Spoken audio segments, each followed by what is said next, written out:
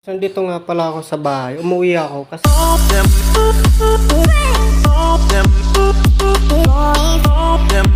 Nandito nga pala ako sa bahay. Umuwi ako kahapon pa. Pero ngayon mamaya pauwi na rin, pabalik na rin ako sa boarding house.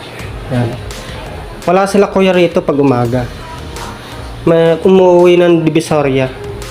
May trabaho kasi sila dun eh. Ay may tinda. Wala rin si mama dito. May iwan lang dito yung mga pusa.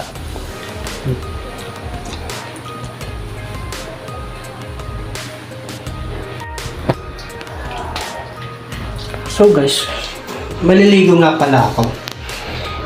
Kaya pala may naamoy ako guys. Sabi ko parang di ko gusto yung amoy. Ito pala oh. Naglagay sila kuya. Di ko gusto ng amoy nito guys. Parang ano siya eh. Kaya pala parang alam mo yung parang yung CR na hindi na hindi na lilinisan, yun ang amoy. Ito, yung ko kung ano to, hindi, bakit ang amoy ka? Ay, amoy, ano siya guys? Di ko, pangit ng lasa.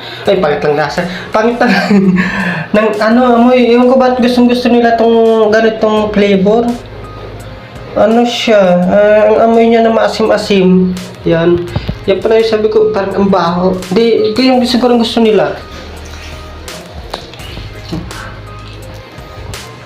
So guys, ito nga pala yung mga tubig namin. Drum po yung tubig namin kasi wala po kami yung tubig dito. Yun. So nagkakaroon ng tubig dito. May sarili po kami tubig. Kaso lang, wala kagad tubig dito.